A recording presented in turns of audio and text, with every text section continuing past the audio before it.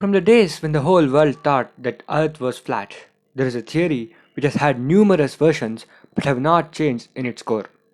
As almost every scientific discovery tracks back to Democritus and Plato, so is the case of this petite but a widest known force in the world of physics.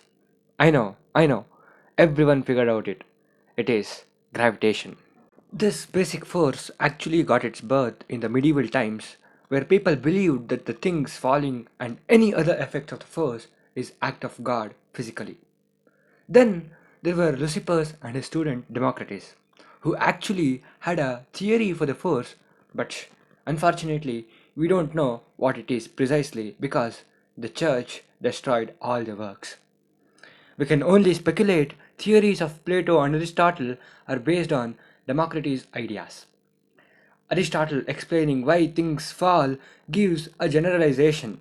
He states that there are two types of basic forces: thrust, which is artificial, and the other, which is natural. And every object has its own natural place and it finally returns whatever the conditions are. And he gives a chart which is explaining the natural place of every object. Aristotle said this explains the attractive force towards the earth whenever an object is thrown up. We may think this is childish, but even Newton's laws are just an extension of this, and Einstein of Newton's. And who knows, the next generation may laugh at theory of relativity. After all these years came one of the greatest philosophers, scientists. He saw all these results due to the force and generalized it and called it gravitational force for the first time. This is the greatest milestone in Newtonian physics. He created a formula to actually calculate the force and also formulated an universal law. If we, for just a second, today turn back and once see the path the science has taken and accomplished for the years, we will learn a necessary but a horrible truth. That even though the force of gravitation, what we are talking is not at all a force between two objects, because Einstein disproved it ages ago and even gave an awesome explanation why things fall and why Earth is rotating around the sun. But even today, almost 85% of the physics follow the same Newtonian physics. Even Newton himself knew there was something missing in his theory. He himself wrote in his book that what he formulated is not the whole truth. This is like a necessary evil, cause to do all the small calculations like finding the speed of a falling ball, the Newtonian calculations is so easy, but it's not the correct principle what is happening. So come on, now we will see how Einstein gave an alternate and a beautiful explanation to the problem. So until now, people thought that everything in universe was made up of three main components: space, time, and particles, or matter. After Newton and before Einstein came a series of scientists who added a component to the chart, making it easy. They added the field component for forces. Then came Einstein, who was working in a patent issuing shop at that time.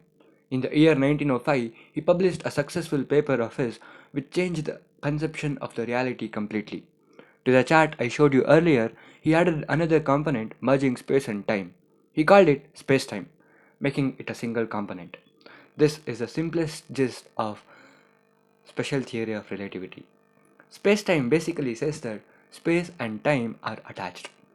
That means the relation between time is directly proportional with space, or the conceivingness of the person at that moment, which can be understood by seeing this image.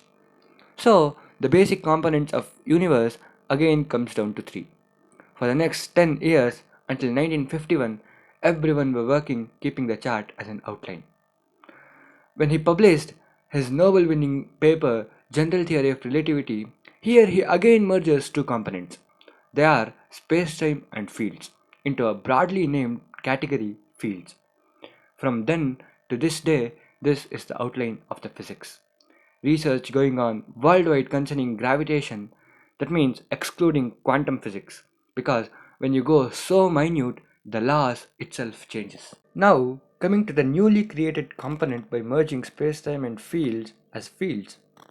Creation of this new component is itself the general theory of relativity. In this paper, Einstein theorizes a new concept of gravitational field.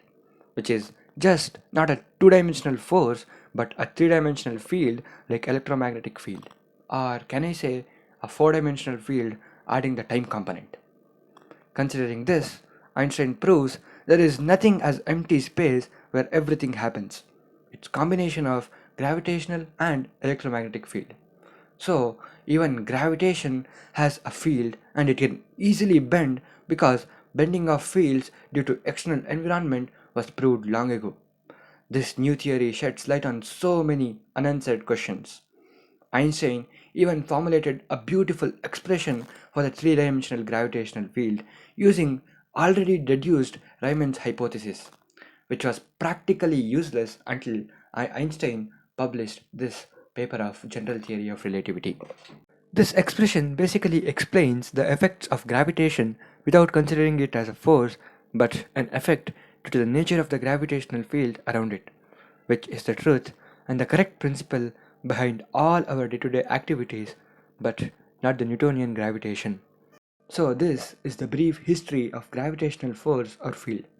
This is just a short story where there are numerous other physicists who have contributed.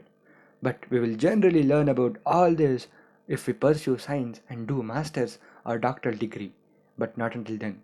We are basically learning a theory which is widely disproved in the scientific community, but the actual physics going on is so grand, unfortunately, what we don't know.